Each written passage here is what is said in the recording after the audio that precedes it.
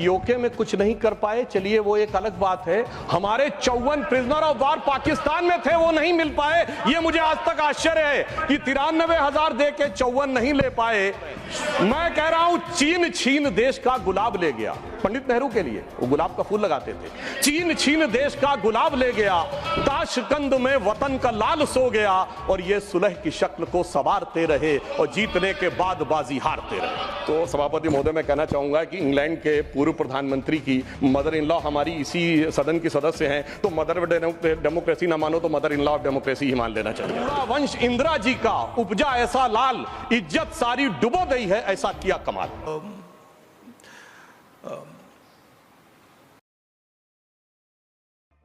Hold up.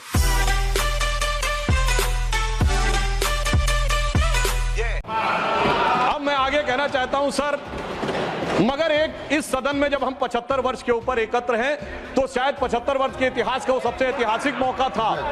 तो मैं ये कहना सर आपके लिए आगे सुनिए सर, आप अरे लीजिए आप सुनिए, मैं एक बताना चाहता हूं सर, एक महत्वपूर्ण बात यह थी कि एक तरफ 7th फ्लीट भेजा गया था और चंद दिनों के अंदर अमेरिका ने मान्यता भी दे दी थी। हमने 93,000 प्रिजनर ऑफ वॉर छोड़े, मगर पीओके में कुछ नहीं कर पाए, चलिए वो एक अलग बात है। हमारे 54 प्रिजनर ऑफ वार पाकिस्तान में थे, वो नहीं मिल पाए। ये मुझे आज तक आश्चर्य है कि 93,000 दे के 54 नहीं ले पाए।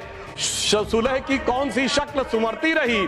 तो मैं इनकी पॉलिसी के लिए कहना चाहूंगा, अरे आपके नेताओं के लिए बोल रहा हूं, एक पंक्ति में कह रहा हूं, सुनिए, अरे बात तो सुनिए, काहे परेशान हो रहे हैं। मैं कह रहा हूं चीन छीन देश का गुलाब ले गया। पंडित नेहरू के लिए वो गुलाब का फूल लगाते थे। चीन छीन देश का गुलाब ले गया, ताशकंद में वतन का लाल सो गया, और ये सुलह की शक्ल को संवारते रहे और जीतने के बाद बाजी हारते रहे। अब मैं आज के विषय पे आता हूं, संविधान के संदर्भ में। अभी अभिषेक मनु सिंघवी जी जो बहुत कृपया आप बैठ जाए। अरे भैया सब दिखाई पड़ रहा है। देखिए, मैंने तो इनके नेताओं की तारीफ की, फिर भी नहीं हजम हो पा रही है इनसे, इसीलिए मैं कह रहा हूं। अब सुनिए, आज के हम संविधान के विषय पे आते हैं, तो संविधान का सबसे पहला वाक्य है, कृपया बैठिए। द पीपल ऑफ इंडिया, हम भारत के लोग। सभापति महोदय, अगर हम लोग और भारत इन 3 शब्दों का अर्थ समझ लें तो संविधान निर्माताओं का मूल भाव समझा जा सकता है, मगर अफसोस सर्वाधिक भ्रम इसी विषय को लेकर किया जाता है। अभी अभिषेक मनु सिंघवी जी ने बोला और कई वक्ताओं ने बोला कि ये बात का आशंका थी कि हम सरवाइव करेंगे कि नहीं डेमोक्रेसी में, मगर हम सरवाइव करने वाली बात नहीं। मैं आज के समय में अपने विपक्षी दलों से कहता हूं, पूरे ईस्टर्न हेमिस्फीयर में उठा के देखिए, बड़े देशों में sustainable, absolute and vibrant democracy सिर्फ भारत है, और जापान और ऑस्ट्रेलिया तो कॉन्स्टिट्यूशनल मोनार्की हैं। तो पूरे पूर्वी गोलार्ध में यदि देखा जाए तो absolute democracy, vibrant democracy, consistent democracy सिर्फ भारत है।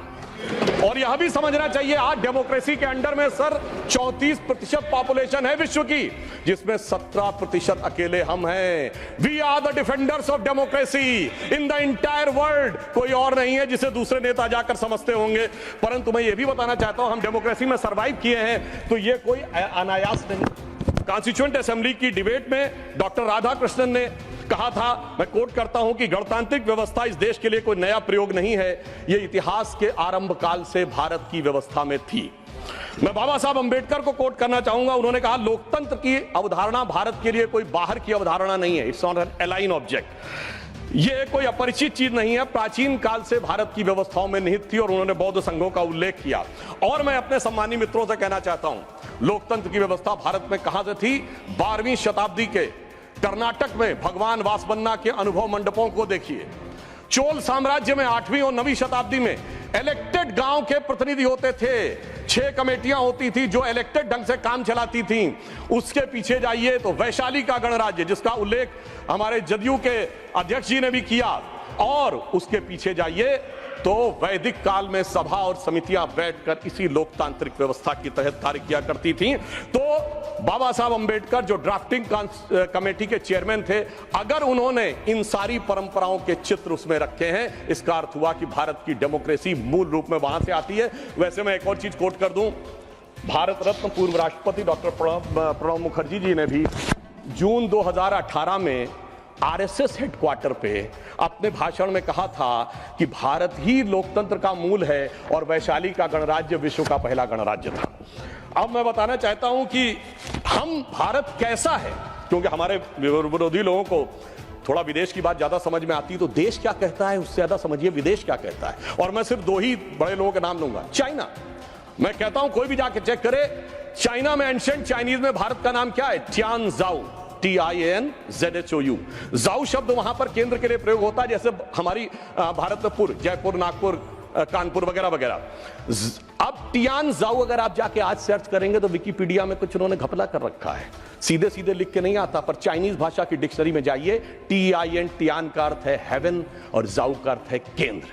तो चाइना के एंशिएंट में माना जाता था भारत क्या है? It is the centre of heaven. Ancient Japanese में भारत का नाम है Tenjiku, that is the centre of heaven. और ये कहते देश ही नहीं था।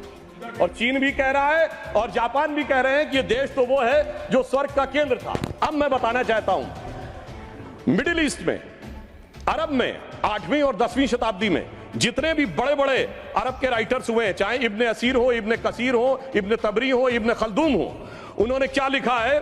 अजीदुल रिहल उल इलामीन बिल इलादुल हिंद, यानी when I look towards the India the cool breeze of knowledge comes to us. तो इधर का भी, पूरब का भी बता दिया, पश्चिम का भी बता दिया, मगर हम क्या करें? ऑर्थर शोपेनहावर ने लिखा इंडिया के लिए कि यहां पर product of highest human wisdom की ऊपनिषदिक फिलॉसफी आई है। ये हमारा देश था, मगर अफसोस आज भी लोग ये कहते हैं कि जब माननीय प्रधानमंत्री जी ये कहते हैं कि Bharat is the mother of democracy, तो ये संविधान की मूल भावना के अनुरूप कहते हैं, मगर अभी भी कहीं कहीं लोगों को डिफेंडर्स ऑफ डेमोक्रेसी कहीं और से नजर आते हैं। इसलिए हमारे इस देश के लिए सभापति महोदय क्या कहा जाता था? गायन्ति देवः किल गीत कानी धन्यास्तुते भारत भूमि भागा स्वर्गापवर्गास्पद भाग हेतो भवन्ति भूयः पुरुषा सुरत्वात्। अर्थात ये भारत भूमि धन्य है, देवता जिसकी स्तुति में गीत गाते हैं, क्योंकि स्वर्ग में रहने के बाद भी मनुष्य के रूप में जन्म लेने को यहां लालायित रहते हैं, क्योंकि हम मोक्ष भूमि है। और वैसे ऑन द लाइटर नोट मैं कहना चाहूंगा, जो लोग मानते नहीं है कि भारत डेमोक्रेसी कि वो कहते हैं इंग्लैंड के मैग्ना कार्टा 1215 से आया था, वो इंग्लैंड को मानते मदर ऑफ डेमोक्रेसी। तो सभापति महोदय मैं कहना चाहूंगा कि इंग्लैंड के पूर्व प्रधानमंत्री की मदर इन लॉ हमारी इसी सदन की सदस्य हैं, तो मदर ऑफ डेमोक्रेसी ना मानो तो mother in law of democracy ही मान लेना चाहिए।